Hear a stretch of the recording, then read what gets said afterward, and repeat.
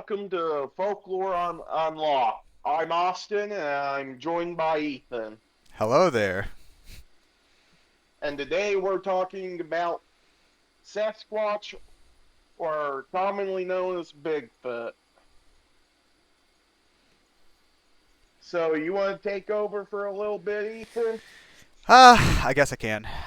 So we'll go over a little bit of stuff about Bigfoot first, or as Austin said there, commonly known as Sasquatch.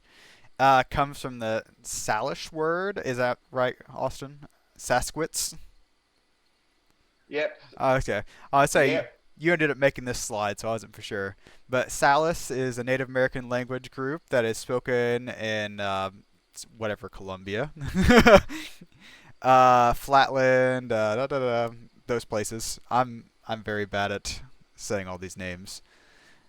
But anyways, it is known to vocalize by howls, grunts, and whistles and stuff. That's what you kind of expect Bigfoot to sound like, I guess. And typically not aggressive, but is reported to throw rocks, limbs, and pushing over trees and stuff. So, do you want to go on to the Yeah. next slide? And, well, the first reported sightings of Bigfoot and what's now America was late 1800s with occasional findings of quote unquote evidence. Mm-hmm. So take that as you will. Cameras really weren't all that popular then, so Do you know take it anything? with a grain of Do you know anything about like the first, like what the first thing they saw was? Like, was there first pictures? Were there first footprints? Or do you know anything about that? uh, uh, Washington State, like like National Guard website had this part, so and they really didn't say whether it was like footprints or something along those lines, but I'm guessing it would have been like feet imprints or something. Yeah, I know they said they've found footprints and supposed hair and stuff, and then of course there's the films and stuff like that that people have. Yeah, but yeah, it typically has dark brown, black, or reddish hair. Typically 6 to 10 feet tall and 300 to sometimes 900 pounds. Hmm. So That'd be terrifying to you see. yes, very terrifying to see. And our first encounter we're going to cover today is the Patterson-Gimlin film, which was taken on October 20th of 1967 near Bluff Creek, California, and it was filmed by Roger Patterson, and Bob Gimlin on a.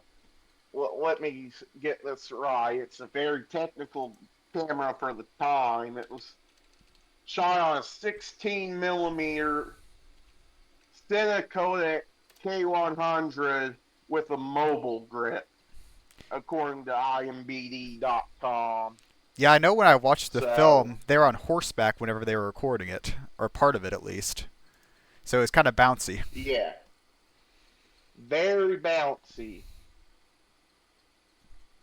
And Bob, I believe it was, yeah, Bob Gimlin believes that it was a female Bigfoot since it had mammal glands, Mammary or glands, yeah. yeah, or breast, I thought that was a according to him. I So thought that was a weird thing to add. Whenever I saw that, I saw like they said breasts, and I'm like, does that mean exactly what I think it does, or? Oh. But you can't really tell much on the film since it's so blurry and not really focused. So Now I heard something that like I don't know for sure if you saw anything, but I heard that some people said that there might be other Bigfoots in the forest, like in the video too. yeah, I did see that. You did? Okay, couldn't see it, but like I saw people talking about that, and I'm like, Yeah, are I saw people talking about it, but I'm not sure if there was actually any truth to that. that? And they said I forgot which one it was, but one of them was like about to shoot it, but then the other one stopped it. I think Patterson was or something. Yeah, I think it was Roger and Bob and maybe a few other of their friends all together, but of course Patterson and Gimlin get the credit because that they were like leading the expedition, Yeah. which was to find Bigfoot, which I do find strange that they led this thing to find Bigfoot, and what do they happen to find? Bigfoot. Yeah, it's a little suspicious, I would say. But I think their documentary they're going to film. I think it was about like it was supposed to be like about like a mining like I don't know because like they had someone dressed up as like a Indian like kind of tour guide or like something like that, like one of their friends or something. I don't know. I can't remember what I read now. But yeah, Yeah, yeah. Apparently, according to rumors, John Chambers, a makeup effect artist, was rumored to be in on it by like making the costume and makeup for the supposed Bigfoot. yeah. But Chambers, Patterson, and Gimlin have all denied this being a hoax. That's what I found suspicious because even before this documentary like the film was made, they had been going to Hollywood and like they knew people over in Hollywood. So I'm like, they could have possibly got a costume made. And I mean, there are people that have said that they made a costume for it already, which I don't know for sure if I believe all of them, but And there's been multiple people saying that they were the person in the costume, yeah. or at least in this supposed costume. Well, I guess if there were other Bigfoots like in the tree line or whatever, I guess there could have been multiple people in suits. It wouldn't have had to just be this one. As long as they all didn't say they were like, "Oh, this is me in that picture there." Yeah, that they were saying they were like the Bigfoot Okay. in the film,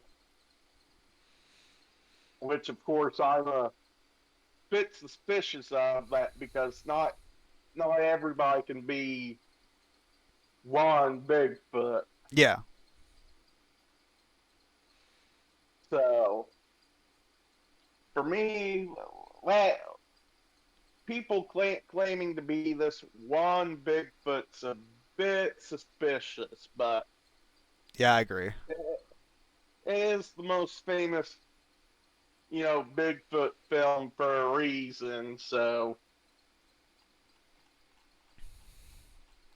I guess it keeps people talking for 56 years. Something's got to be to it. Yeah, and I mean, I think this is like the best like film that I've seen of it because even I think we talk about the Marble Mountain later on. That one I don't think was that great of film. It was like from so far of a distance, it could have been a person. I mean, it could have just been a bigger person walking Yeah, around. yeah. Because all you see of that, getting a little ahead of ourselves here, but all you see of that's really a silhouette. Exactly. Because I watched that right after the Peter Patterson-Gimlin film here, and I sat there. I'm like, I don't really like that one as much. Exactly. But speaking of the Marble Mountain Bigfoot, it was a video shot by Jim Mills in the Marble Mountains of California while Mills was leading a hike for Campus Life in 2001. Campus Life, what was at the time a youth group in which he was like helping lead at the time. And in the video, like we mentioned, it really shows a silhouette of something humanoid. Can't really tell if it's just a big person or if it's a Bigfoot, but they found a very primitive campsite, like in the mountains. So,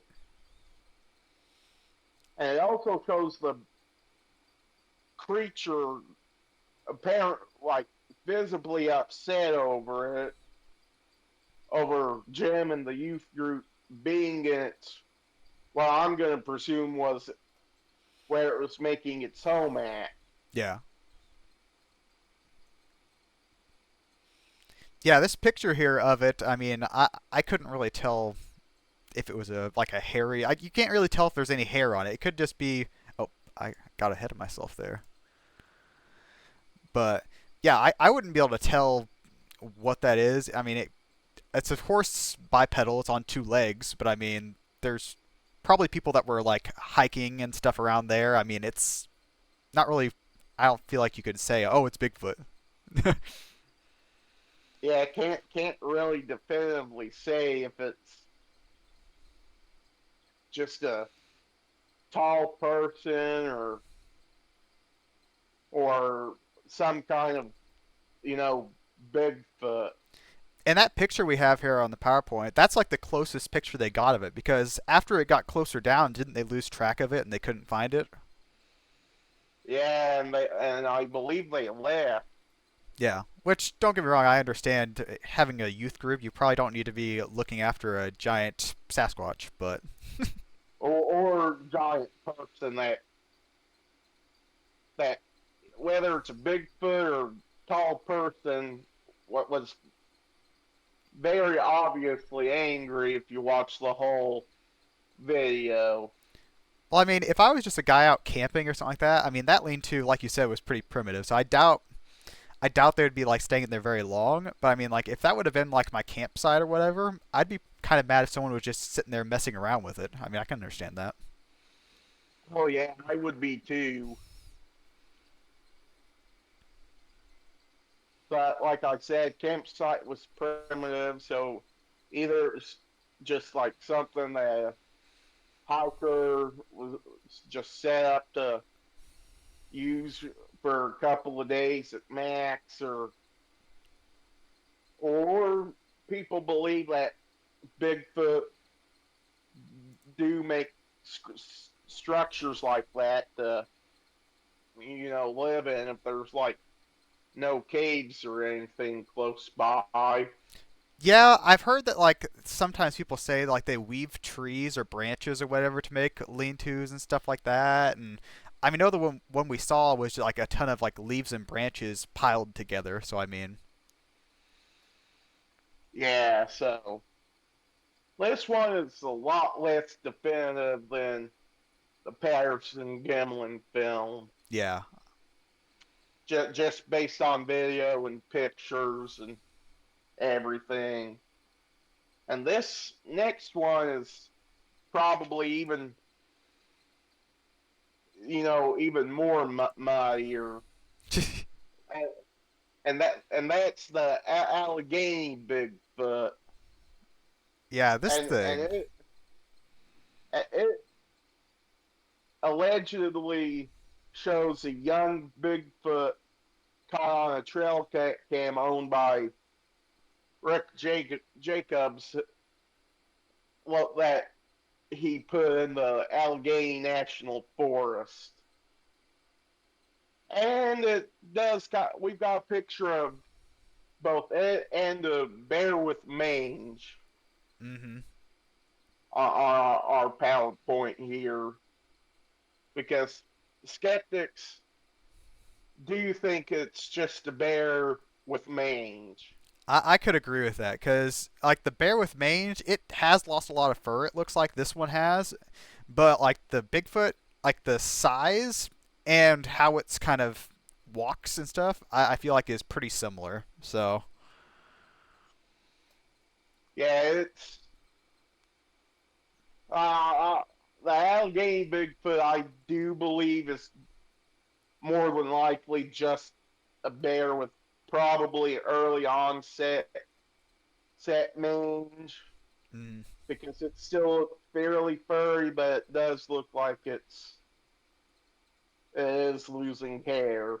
That and like Bigfoot, you think of being like walking on two legs and stuff. Which don't get me wrong, it might walk on four, especially when it's Bigfoots are younger or whatever. They might, but this one is definitely on four legs here, kind of like the bear there. So Yeah, definitely the less convincing of all the with pictures. the of all the reported sightings we'll cover today because the next one has really no physical evidence, but it's kind of a local legend Uh, for Southern Illinois, yeah. and it's the Big Muddy Monster or the Murphysboro Mud Monster, This and one's it just was funny.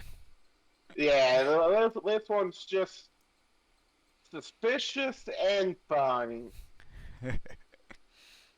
And we'll get to why it's suspicious soon, but it was first seen and reported by Randy Needham and Judy Johnson on June 25th, 1973 at 11:55, and they went to the police and reported it in person. And then the next, I guess, three witnesses were Dave Dave Barrel, who didn't report seeing it until Cheryl Ray and Randy Cree saw the creature the next night at Cheryl's parents' house. Now the thing is with Randy Needham and Judy Johnson, Cheryl Ray, and Randy Cree that they were all about 17 at the time. So take that into a grain of salt too, into account too. But then the next report was set by a group of carnival employees with Charles Kimball reporting that he and a couple other workers saw it in the early morning hours, I think about 3 o'clock on July 7th, 1973, near some carnival horses. So apparently the big muddy monster likes horses. I mean, why wouldn't he? Come on. Can you imagine Bigfoot Uh, riding a horse? that's a sight I would love to see. That could be an attraction right there. Just get someone to dress up Uh, in a Bigfoot costume. exactly. And then the next reported sighting was reported by three kids: Ricky Kells, David Taylor, and Russell Ward on June 19th, 1976. And then about 6 days later or so, 8 days, about a week, brother and sister Michael Mifflin and Melinda Mifflin, their friend Karen Gruber, who were also kids at the time, reported the creature on June 27th, 1976. Now, how old were they, like these kids, whenever they like saw it? Because it's one of those things I don't want to say like, oh, don't believe something a kid says, but if they're really really young, they could possibly not know what they're looking at. I mean, Well, Kells, Taylor, and Ward were all about 12, 13, and I think the Mifflins and Gruber were probably, I think, 7 or 8, maybe. oh my, okay, I that's a little young. And the thing is, the reports made by Kimball, Ray, Creeth, Needham, Johnson, Kells, Taylor, and Ward were relatively similar. 7 to 8 feet tall, weighing 300 to 400 pounds. They also said it was kind of a lighter color, cream, gray, light brown. But the Mifflin, Michael Mifflin said it was, quote, 6 feet tall, weighing 5 to 6 tons, and being black in color. Huh. And then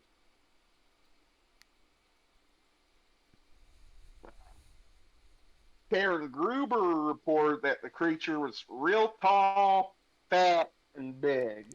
Fat and big. So, so not really a good description from off of that, but Yeah, I don't ever like imagine Bigfoot being like fat. I feel like Bigfoot's probably more toned than anything. Big, of course, yeah. but like muscular. And this is where it gets a little suspicious in my opinion. Officer Jim Nash of the Murphysboro Police Department investigated all of the reports. Now, if you do one or two, or like 3 out of the 5, I would have been like, okay, he was just on duty for like the first two, and not as bad in an eye. But for him to be like one of the first people to investigate it just strikes me as a little odd. No, I agree. I agree. Now I see there's a sketch of Bigfoot here, or the Big Muddy Monster.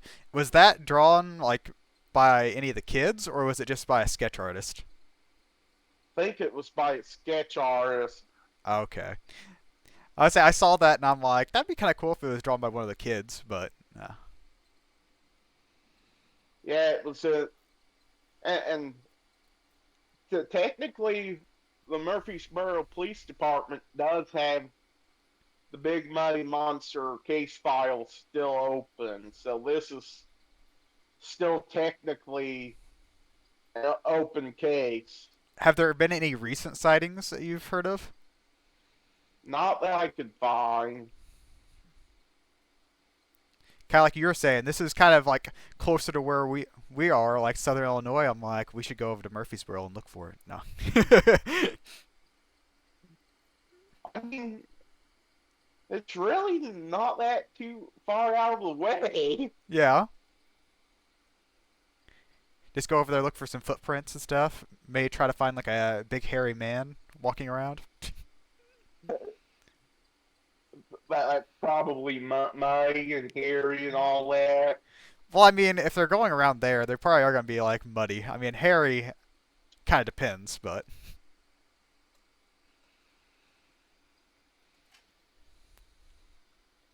But yeah, this one I don't really believe in just because it is in Southern Illinois. We're from Southern Illinois, and I've never seen a creature like this unless you're talking about a person. So, yeah. And I mean, I've heard stories, especially from my dad about this, and from what I've heard, it's most likely a hoax. I mean, I don't know for sure if they're like messing with me when they're talking about it or not, but it did not sound real at all. Like I think he said that his friends would go around and put footprints around sometimes. I think that's what he said. I'm not for sure though. Oh yeah. But like that would have been like it would have been after this time when the first sightings were made. So I mean the first sightings might have been real, but like the ones that they were talking about were definitely fake. And some theories on Bigfoot is that it's a lost species like a Gigantopithecus, or it's a Native American spirit.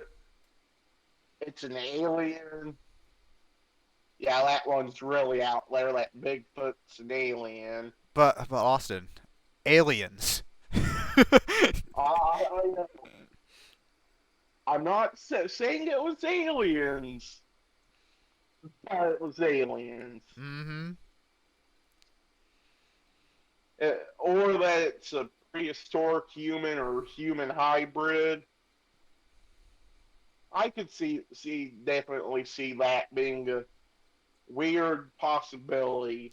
Like, haven't some people said that they think it might be the missing link between apes and humans or Yeah, something? Yeah. yeah. And it apparently buries its dead.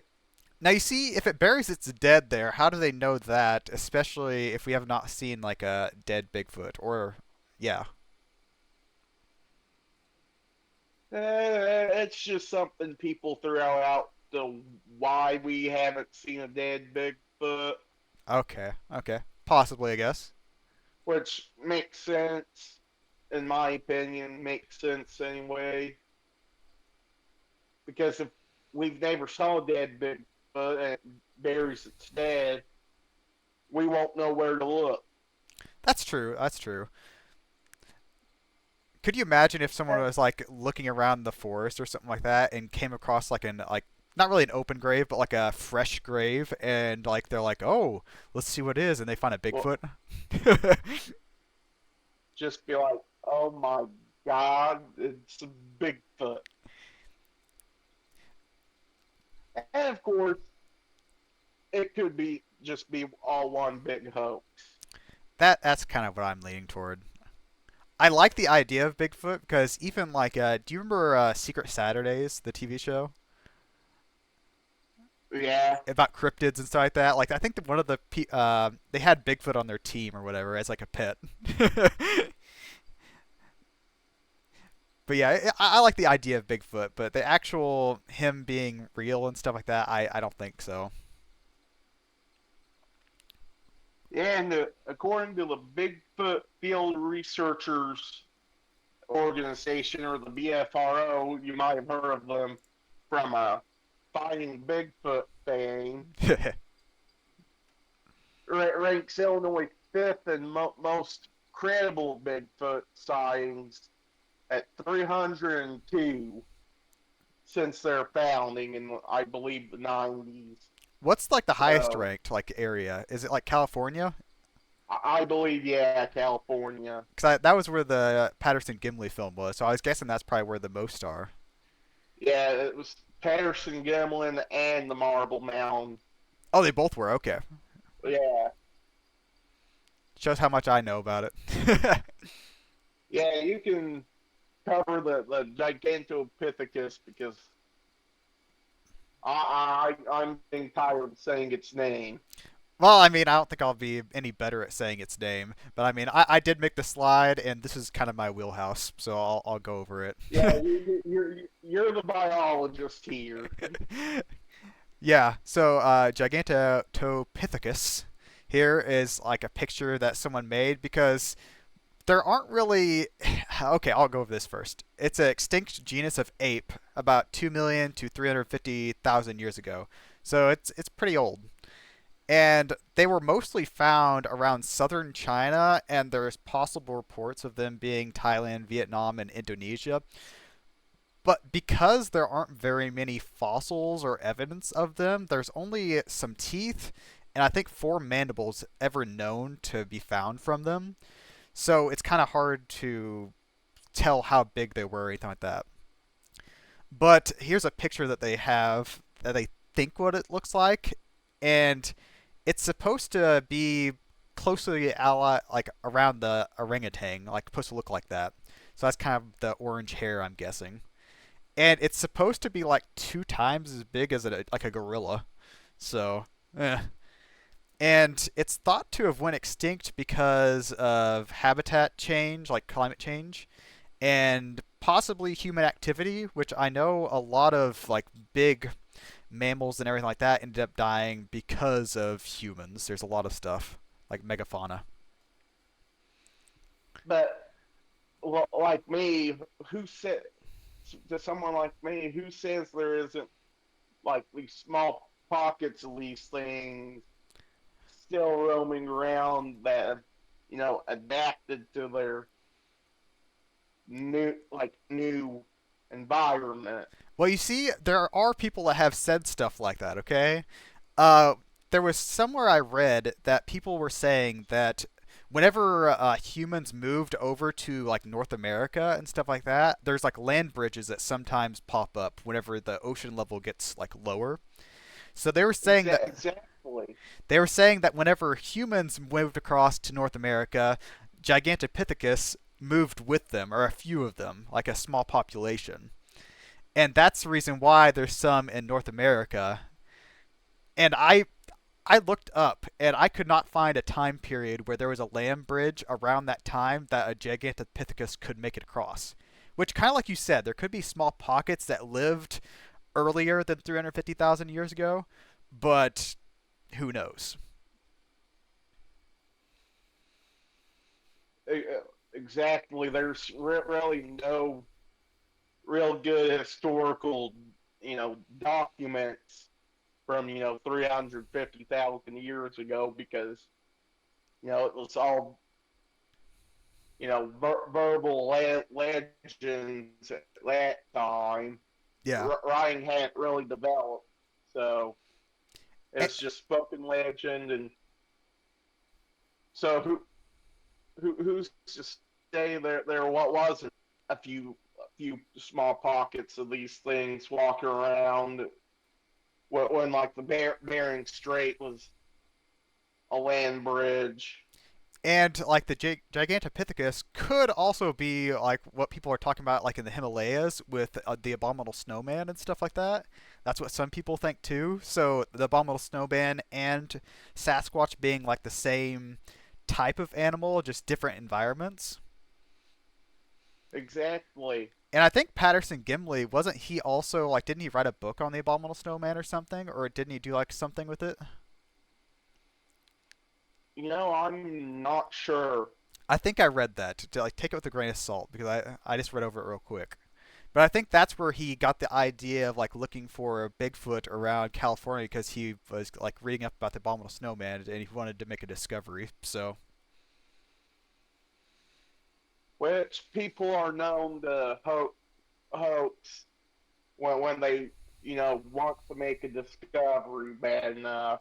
that's exactly why like how he wanted to make a documentary about Bigfoot and he just happened to go to Bluff Creek or whatever and he found Bigfoot.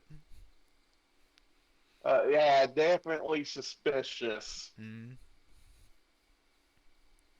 And then we've kind of made our thoughts known throughout this, but the make it clear, I believe that some witnesses actually see something that could be like a mistaken identity of a bear or another big creature. So I don't believe they're actually seeing Bigfoot as much as they're just seeing another big creature like a bear, like maybe a mountain lion or something, or a tall human. And bears have been seen to walk on two legs sometimes too, like not for like long Yeah. distances, but And I do believe bears on their hind leg do get up to 6 to feet, which is typically the height range that Bigfoot is, and they do tend to weigh 300 to 600 pounds too. So Yeah, the only thing I think might not be a bear might not be able to do is like build like lean-tos and stuff. But that also could yeah, be just built by humans and either left over or built for the hoax or whatnot. yeah, I agree with that. Okay, So is it good for me to go on to my thoughts then? yeah, Okay. So I believe that some people like to mess with people, like to make up things and get attention. So I don't think it's true. And I haven't seen anything like the Patterson-Gimlin film is probably the best video evidence we have of a Bigfoot if it's real. Everything else I have not seen that looks good or anything like that. Kind of like the Allegheny Bigfoot or whatever. Kind of like we said, it's like looks like a bear with mange. That's I believe that's what it probably is. And then the Marble Mountain, it just looks like a guy walking across a mountain range, which I've seen people say like, "Oh, legs don't bend like that" and stuff like that. And I'm like, how do you know? There's tons of people around. Like that, people walk differently. So exactly. I'll say I've seen tons of different ways people walk around, just like especially where I work at and stuff like that. But yeah, that's my thought. I mean,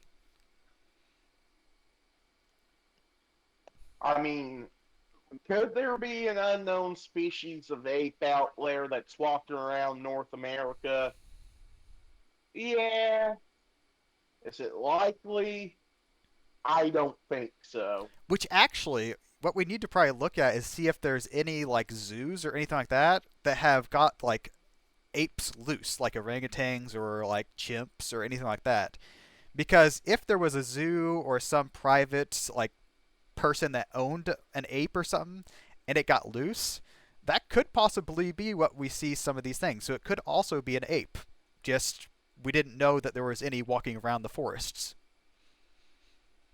Exactly, because animals like that will go to where they feel most comfortable, Exactly, go to like a forest and or something.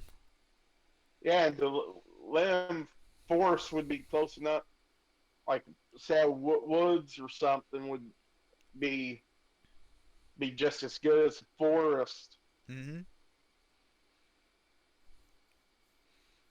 And even like with like the big muddy thing, like Bigfoot or the big muddy monster or whatever, we've seen black bears that have gone up this far. So I mean, it's still possible it could have been a black bear that they saw. Like I don't know sure but that long ago, but like recently at least that we've seen black bears around here. So Exactly, and to a kid, a bear could seem like it weighs 5 to 6 tons.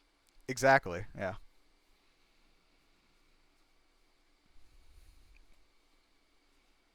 So anyways, you think you're ready to wrap this up, Austin? Yep, this has been Folklore Unlocked. Thank you for listening, and we'll see you later. Yep. Bye guys.